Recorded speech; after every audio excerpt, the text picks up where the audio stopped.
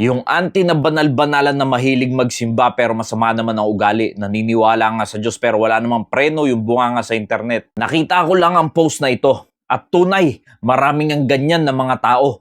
Lalo pa yung mga hindi mananampalataya talaga ng Panginoong Hesukristo. Yung tipong pagkapasok sa simbahan, paglabas ay magyoyosi, magiinom, magsusugal, mambababae, at magmumura at kung ano-ano pa ang ginagawang puro kasamaan. Marami talagang mga ganyang tao. Yung napakalinis pagpasok ng bahay-sambahan. Akala mo hindi talaga gumagawa ng kasalanan. Pero saan ka? Yung panglabas lang ang pinapakitang maayos pero yung puso napakarumi. Yan ay normal na mga kaibigan, mga kapatid, lalo na sa mga hindi talaga mananampalataya ng Panginoong Hesukristo, yung hindi pa talaga mga believer. Dahil sila ay normal na nilang ginagawa ang mga ganyang bagay. Pero kahiya-hiya ka namang Kristiyano kung ikaw ay tunay na mananampalataya ng Panginoong Hesukristo pero ganyan pa rin ang pag-aasal mo.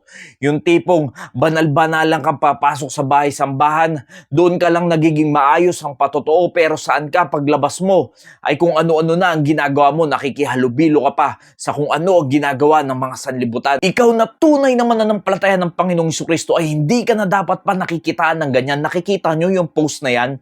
Marami talaga sa mga tao nakakakita na ng ganyan. Kaya nila naiisip yung ganyang idea na makikita ka na papasok kang banal na badal sa simbahan pero saan ka paglabas mo? Ang bunganga mo puro tungayaw, ang bunganga mo puro kabastusan ng sinasabi, walang respeto sa pagsasalita at kung ano-ano pa ang ginagawa mo paglabas mo ng bahay-sambahan na para bang doon ka lang nagiging banal pero paglabas mo ay napakarumi ng iyong ginagawa. Tatandaan mo, kaibigan, kapatid, ang isang tunay na Kristiyano, ang isang tunay na mananampalataya ng Panginoong Hesukristo, kahit saang lugar ka pa pumunta, kahit hindi lang sa bahay-sambahan, dapat makitaan ka na meron kang kahalintulad sa Panginoong Hesukristo dahil tayo ang tinuturing na liwanag ng sanlibutan. Dahil paano tayo ituturing na liwanag ng sanlibutan kung nakikitaan rin tayo ng mga taong hindi pa sumasampalataya sa Panginoong Hesukristo na kagaya rin lang naman nila tayo. Kung wala rin naman silang makikitang pagkakaiba, ano na lang ang papasok sa isipan nila? Bakit ko pa kikilalanin yung Diyos na sinasamba mo? Pareho lang din naman tayo. Nagbibisyo ka, nagbibisyo ako, nagiinom ka, nagiinom ako, nambababae ka, nambababae ako, nagsusugal ka, nagsusugal din ako. Ano ang pagkakaiba mo sa mga makamundong bagay, Kristiyano, kung ganyan ang pag-uugali mo? Kaya't ayusin mo ang patotoo mo, mananampalataya ng Panginoong Hesukristo. Dahil paano sila mananiwala na merong Kristo na napako sa krus para tubusin tayo sa kasalanan at merong Kristo na nagbabago ng buhay, na nagbibigay ng kapayapaan kung nakikitaan rin lang naman tayo ng sanlibutan, nakapareho rin lang natin sila sa mga asal, sa kilos at sa galaw natin. Kaya huwag tayong maging hipokrito, mga kaibigan, mga kapatid.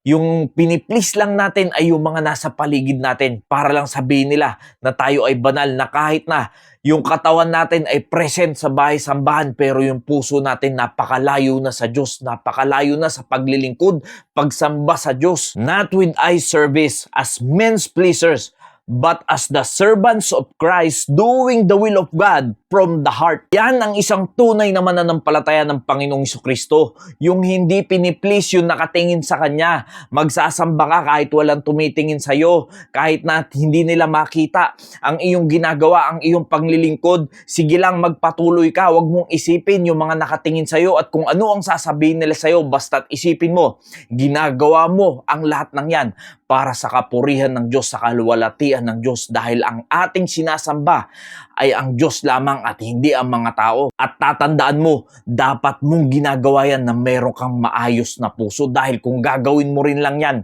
nang hindi tama ang iyong motibo, ang iyong puso, masasayang ng lahat ng yan, mga kaibigan, mga kapatid. Nawa, maging mabuti tayong patotoo sa bawat isa. Maraming salamat po and God bless you all.